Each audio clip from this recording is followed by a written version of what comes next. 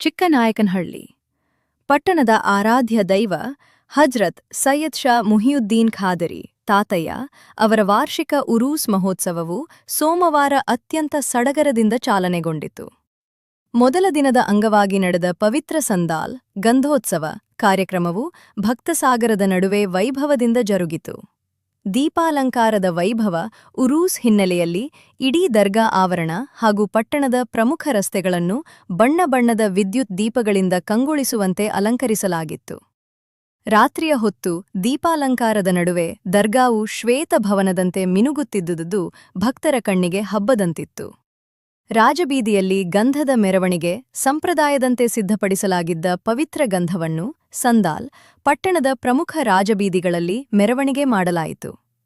ಮೆರವಣಿಗೆಯುದ್ದಕ್ಕೂ ಭಕ್ತರು ತಾತಯ್ಯನವರ ನಾಮಸ್ಮರಣೆ ಮಾಡುತ್ತಾ ಭಕ್ತಿ ಸಮರ್ಪಿಸಿದರು. ಮೊಬೈಲ್ ಆರ್ಕೆಸ್ಟ್ರಾ ಯುವಕರ ಜಯಘೋಷ. ಈ ಬಾರಿಯ ಮೆರವಣಿಗೆಯ ವಿಶೇಷ ಆಕರ್ಷಣೆಯೆಂದರೆ ಮೊಬೈಲ್ ಆರ್ಕೆಸ್ಟ್ರಾ. ಚಲಿಸುವ ವಾಹನದಲ್ಲಿ ಸಂಗೀತದ ಅಲೆಗಳು ಮೊಳಗುತ್ತಿದ್ದಂತೆ ಯುವ ಸಮೂಹ ಸಂಭ್ರಮದ ಮಡುವಿನಲ್ಲಿ ತೇಲಿತು. ಡಿಜೆ ಮತ್ತು ಬ್ಯಾಂಡ್ ಸೆಟ್ಗಳ ತಾಳಕ್ಕೆ ತಕ್ಕಂತೆ ಯುವಕರು ಕುಣಿದು ಕುಪ್ಪಳಿಸಿ ಹಬ್ಬದ ಸಂಭ್ರಮವನ್ನು ಇಮ್ಮಡಿಗೊಳಿಸಿದರು. ಭಾವೈಕ್ಯತೆಯ ದರ್ಶನ.